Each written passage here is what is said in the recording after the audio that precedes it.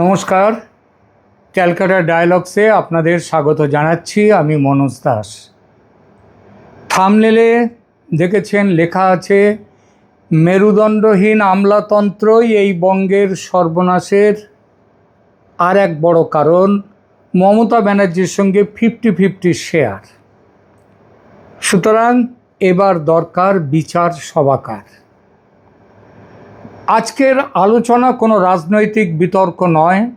আজকের প্রতিবেদন বঙ্গের মানুষের পক্ষ থেকে একটি দাবি নিয়ে।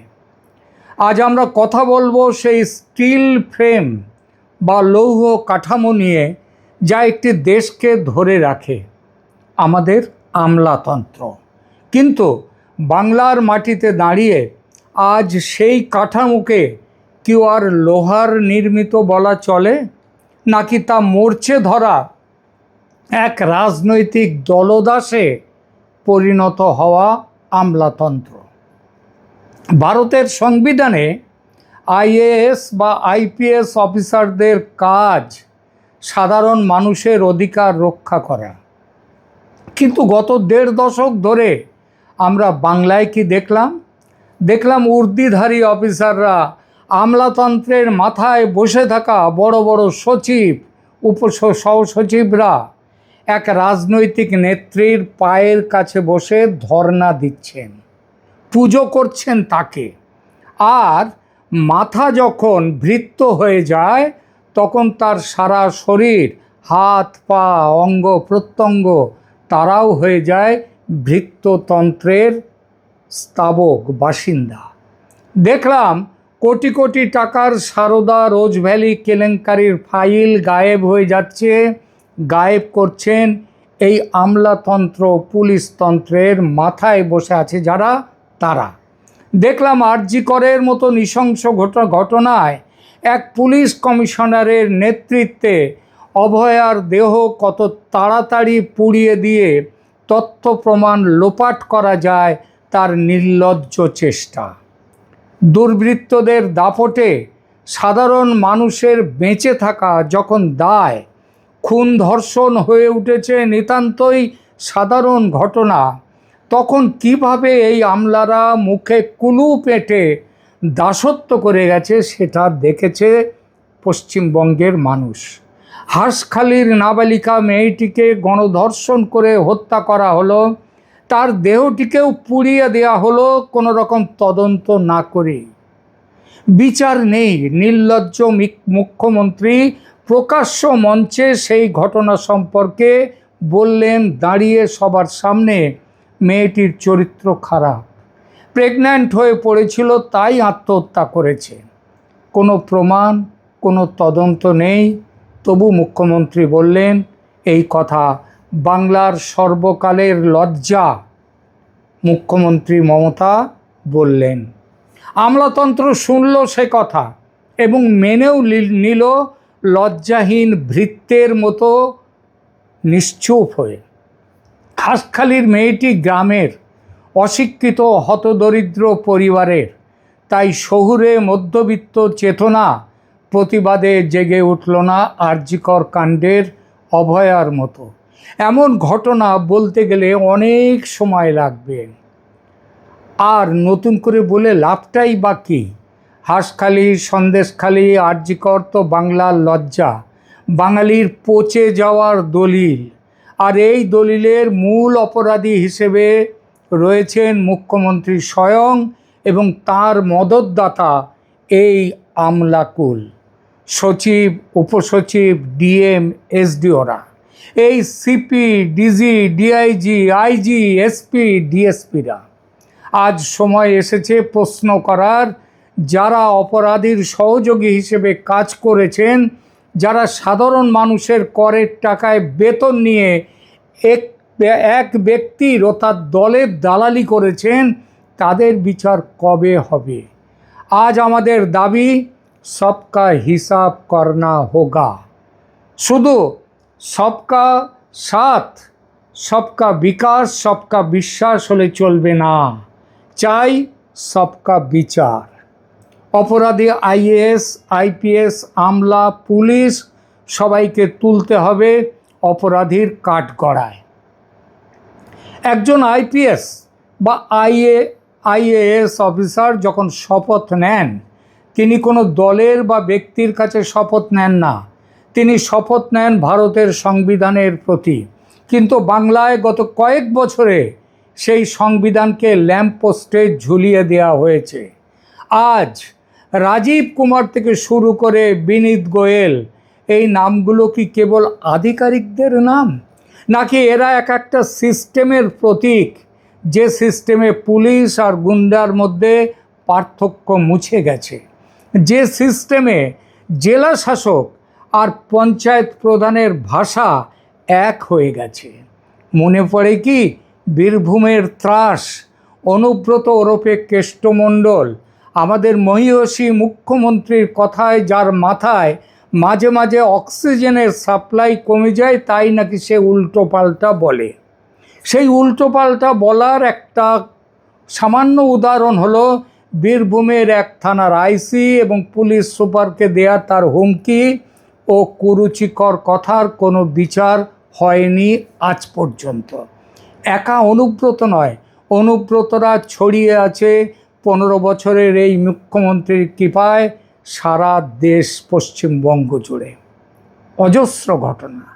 মনে রাখবেন, কোনো নেতা বা নেত্রী একা একটি রাজ্যকে ধ্বংস করতে পারেন না যদি না প্রশাসনিক আমলারা তাদের অপরাধের অংশীদার হন। বাংলার আজ এই যে রুগ্ন দশা, শিল্পহীন শ্মশান, দুর্নীতির আখড়া, এর জন্য রাজনৈতিক নেতাদের চেয়েও বড় অপরাধী ওই অফিসাররা, যারা নিজেদের কলম এবং উর্দির ক্ষমতা ব্যবহার করেছেন আইনের শাসন রাখতে নয়, মানুষের কণ্ঠরোধ করতে। আর এখানেই উঠে আসে নুরেমবার্গ বিচার ও ব্যক্তিগত দায়বদ্ধতার প্রশ্ন। এইসব আমলা অফিসাররা বলে থাকেন, আর সেই কথা আবার আমাদের অনেকেই সমর্থন করেও থাকেন, যে তাদের কোনো উপায় ছিল না, তারা তো শুধু সরকারের আদেশ পালন করেছে মাত্র। এই অজুহাত কিন্তু নতুন নয়। দ্বিতীয় বিশ্বযুদ্ধের পর নাৎসি অফিসাররাও একই কথা বলেছিলেন যখন নুরেমবার্গ বিচারের মুখোমুখি হতে হয়েছিল তাদের। নাৎসি যুদ্ধ অপরাধী ও মানবতা বিরোধী অপরাধের বিচারের জন্য দ্বিতীয় মহাযুদ্ধের পর নুরেমবার্গ আদালত বসে। সেখানে আত্মপক্ষ সমর্থনে হিটলারের নাজি অফিসাররা বলেছিলেন, আমরা হুকুমের দাস। উপরওয়ালা হিটলার এবং তার আদেশ পেয়ে তার সঙ্গীরা যে আদেশ দিয়েছেন, তারা নিরুপায় হয়ে সেটা মেনেই কাজ করেছেন। কিন্তু বিশ্ব ইতিহাস তাদের ক্ষমা করেনি। নুরেমবার্গ ট্রায়াল আমাদের শিখিয়েছে, সুপিরিয়র অর্ডার বা ঊর্ধ্বতন কর্তৃপক্ষের দোহাই দিয়ে কোনো অপরাধকে জায়েজ বা ন্যায়সঙ্গত করা যায় না। যদি কোনো নির্দেশ সংবিধান বিরোধী হয়, তবে তা পালন করাও একটি অপরাধ। আজ বাংলায় যারা ভোটার কার্ড ছাড়াই বাংলাদেশিদের ভোটার বানিয়েছেন, যারা সিবিআইয়ের সামনে থেকে ফাইল পুড়িয়ে দিয়েছেন, যারা প্রতিবাদী ছাত্রছাত্রীদের ওপর লাঠি চালিয়েছেন, যারা শাহজাহান, শেখ বাবু গাজী, জাহাঙ্গীর খানদের সীমাহীন দৌরত্ব দেখেও বালিতে মুখ গুজে বসেছিলেন, তাদের জেনে রাখা ভালো, সরকার আসবে, সরকার যাবে, কিন্তু আপনাদের এই ব্যক্তিগত অপরাধের বিচার একদিন হবেই। নইলে এই দেশ থেকে আইনের শাসন কথাটার আর কোনো, এটা মুছে যাবে, তার কোনো মূল্য থাকবে না। নুরেমবার্গ নীতিমালা অনুযায়ী আপনারা প্রত্যেকে, এই যারা বিখ্যাত প্রখ্যাত আলাপন বন্দ্যোপাধ্যায় ইত্যাদিরা, হরিকৃষ্ণ দ্বিবেদী, একের পর এই নন্দিনী চক্রবর্তী, এরা সবাই ব্যক্তিগতভাবে দায়ী। এবার একটা নতুন বিষয় আপনাদের সামনে নিয়ে আসছি। অনেকেই এটা জানেন না, আমিও জানতাম না। স্পষ্টভাষী ও মেরুদণ্ড সোজা রেখে চলার অপরাধে পুলিশের রিটায়ার্ড আইজি হয়েও যিনি পুলিশি নির্মমতার কারণে যার মৃত্যু হয় বলে অভিযোগ, সেই পুলিশ অফিসার পঙ্কজ দত্ত আমায় বলেছিলেন, এই আইএএস আইপিএসদের মেরুদণ্ড বিক্রির আর এক কারণের কথা। সেই কারণটা হলো এসিআর, এসিআর। আপনারা কি জানেন কেন বাংলার আইএএস আইপিএস অফিসাররা আজ এতটা নুয়ে পড়েছে? লোভে। এর পেছনে রয়েছে একটি সূক্ষ্ম প্রশাসনিক চাল। বামফ্রন্ট আমলেও আমলাদের ওপর রাজনৈতিক নিয়ন্ত্রণ ছিল, কিন্তু প্রশাসনিক নিয়মগুলো ছিল অনেকটা পেশাদার। কিন্তু বর্তমান সরকার কি করেছে? মমতা বন্দ্যোপাধ্যায় নিজের হাতে নিয়েছেন অফিসারদের অ্যানুয়াল কনফিডেন্সিয়াল রিপোর্ট বা এসিআর দেওয়ার ক্ষমতা। অর্থাৎ কোনো অফিসার কতটা সৎভাবে কাজ করলেন তার চেয়ে বেশি দেখা হয় তিনি কতটা দিদি ভক্ত, দিদির দলের ভক্ত।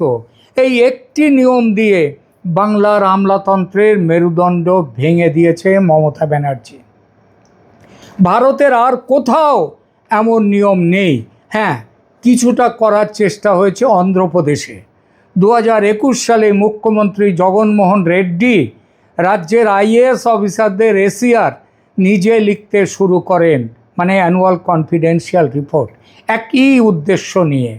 অন্যান্য রাজ্যে যেখানে মুখ্য সচিব বা বিভাগীয় সচিবরা এই রিপোর্ট দেখেন ও লেখেন, বাংলায় সেখানে সরাসরি কালীঘাটের ওই বাড়ি থেকে সার্টিফিকেট নিতে হয়। কাকে কি দেয়া হবে তিনিই দেন সার্টিফিকেট। এর ফলে কি হয়েছে?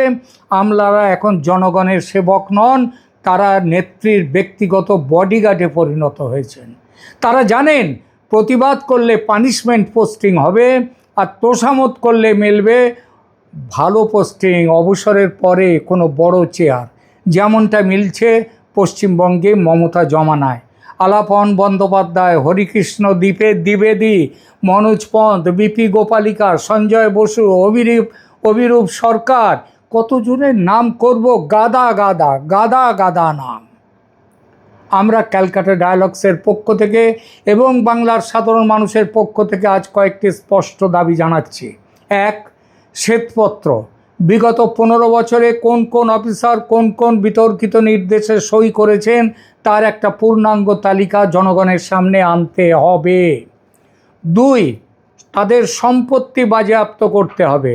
যে সমস্ত অফিসারের বিরুদ্ধে দুর্নীতির অভিযোগ প্রমাণিত হবে তাদের এবং তাদের পরিবারের সমস্ত স্থাবর অস্থাবর সম্পত্তি পিএমএলএ আইনের অধীনে বাজেয়াপ্ত করতে হবে, যাতে এই নোংরা লোভ কোনো আইএএস আইপিএসকে ভবিষ্যতে তাদেরকে এইভাবে জনবিরোধী না করতে পারে।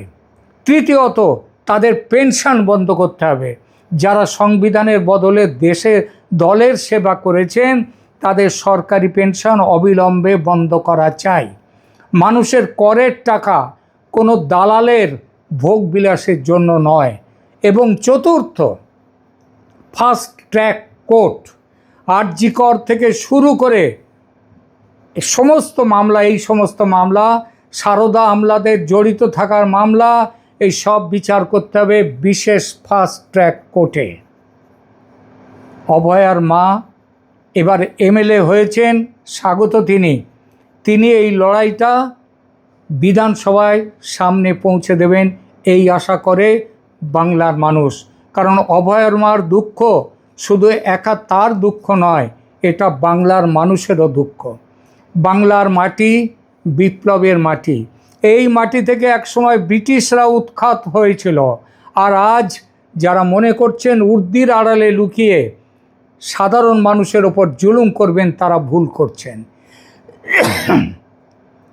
ইতিহাস সাক্ষী আছে, হিটলারের আমলারাও ভেবেছিল তারা চিরকাল ক্ষমতায় থাকবে, কিন্তু পতন যখন আসে তখন কোনো বডিগার্ড, কোনো এসিআর পাওয়ার আর কোনো রাজনৈতিক মাস্টার বাঁচাতে পারে না। আমরা চাই এমন এক বাংলা যেখানে একজন আইপিএস অফিসার বুক ফুলিয়ে বলবেন আমি সংবিধান মানি, কোনো পিসি বা ভাইপোকে নয়। আমরা চাই এমন এক প্রশাসনিক ব্যবস্থা যেখানে গরিব মানুষ থানায় গেলে সুবিচার পাবে, পুলিশের লাঠি পাবে না। বন্ধুরা, সময় এসেছে কথা বলার। অনেক আশা করে মমতা বন্দ্যোপাধ্যায়ের বিরুদ্ধে বিজেপিকে ক্ষমতায় এনেছে সরকার। আমরা চাই যে সমস্ত রাস্তা দিয়ে পাপ এসে প্রবেশ করে, প্রশাসনের রন্ধ্রে রন্ধ্রে রাস্তাগুলো বন্ধ করুক এই সরকার। অনেক এদের কাছে মানুষের অনেক চাহিদা বন্ধুরা। তাই যদি এই ভিডিওটি আপনাদের মনের কথা বলে থাকে তবে এটি শেয়ার করুন আপনার বন্ধু বান্ধব সবাইকে। বাংলার প্রতিটি অফিসারের দপ্তরে এই আওয়াজ পৌঁছানো দরকার যে সবার হিসাব হবে এই জমানাতে, এই জমানায়। এই সঙ্গে অনুরোধ, সাবস্ক্রাইব করুন আমার চ্যানেল ক্যালকাটা ডায়ালগস। সুস্থ থাকুন, সচেতন থাকুন, দেখা হবে আগামী পর্বে।